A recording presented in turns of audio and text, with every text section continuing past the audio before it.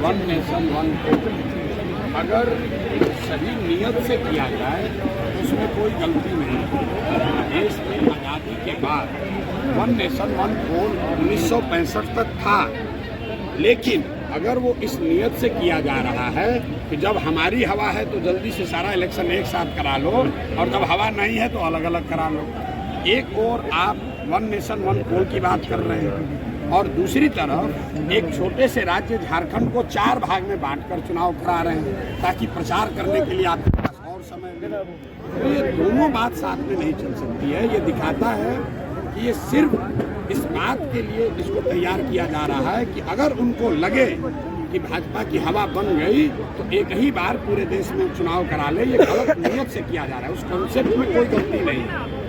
One nation one पोल हो उससे कोई देश का नुकसान नहीं है, लेकिन नियत सही होनी चाहिए। कोई भी कानून आप जब बनाते हैं तो उसके पीछे कानून से ज़्यादा उसके पीछे नियत क्या है उसको देखने की जरूरत है। नियत अगर किसी कौम को टारगेट करना है, नियत अगर किसी को डराना है, नियत आपको अपना पॉलिटिकल फ़ायदा लेना है तो उसको देखने की ज़रूरत है। और मुझे ऐसा लग रहा है कि भाजपा के लोग वन नेशन वन पोल अभी जब ये जीत कर आए लोकसभा में सीटें कम हो गई तो वन नेशन वन पोल की बात नहीं कर रहे हैं। जैसे ही हरियाणा हो गया तब फिर वन नेशन वन पोल चालू हो गया।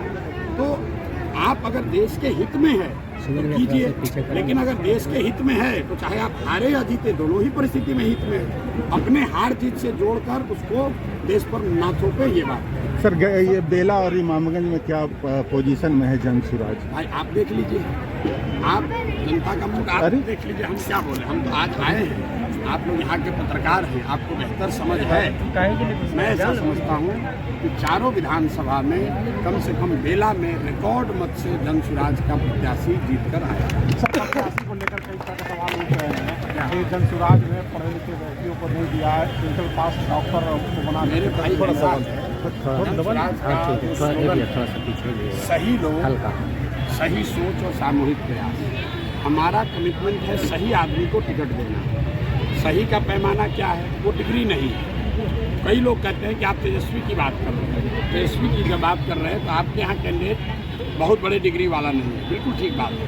हम तेजस्वी के लिए ये नहीं कह रहे हैं कि वो 9th पास नहीं किए इसलिए वो पढ़े तो समझदार नहीं है। हम दूसरी बात कह रहे हैं, कई बार आर्थिक सामाजिक परिस्थिति की वजह से आप पढ़ाई नहीं कर पाते। कामराज इतने बड़े लीडर थे तमिलनाडु में, वो पढ़ाई नहीं कर पाए। क्यों? क्योंकि वो आज़ादी की लड़ाई में शामिल थे, 10 साल जेल में रहे। लेकिन जब आपके माँ बाप मुख्यमंत्री रहे और तब आप 9वां पास नहीं किए तो ये दिखाता है, आपकी क्षमता से ज़्यादा ये दिखाता है कि शिक्षा को लेकर आपका नज़रिया क्या है, शिक्षा को लेकर आपकी सोच क्या है। जब राज्य का मुखिया ये सोचेगा कि बिना पढ़े लिखे ही जीवन की तरक्की जीवन में हो सकती है तो शिक्षा व्यवस्था तो ध्वस्त होगा ही होगा। तो दोनों का फर्क समझिए। डिग्री होने मात्र से आप बहुत होशियार नहीं होते, लेकिन शिक्षा के प्रति आपकी सोच अच्छी होनी चाहिए। हम लोग के बाप दादा बहुत ऐसे परिवारों में लोग हैं जो खुद पढ़े लिखे नहीं थे। बूढ़े लोग, दादी आपकी, आपके बाबा खटिया पर लालटेन लेकर लोग बैठते थे बच्चों को पढ़ाने के लिए। वो खुद नहीं पढ़े लिखे थे, लेकिन शिक्षा की महत्ता को समझते थे। तेजस्वी यादव के, लालू यादव के परिवार में दिक्कत ये है कि ये शिक्षा की महत्ता को नहीं समझते हैं। और लालू नीतीश के राज में पूरे बिहार को इन दोनों लोगों ने मिलकर अनपढ़ बना दिया है और मजदूरों की फैक्ट्री बना दिया है।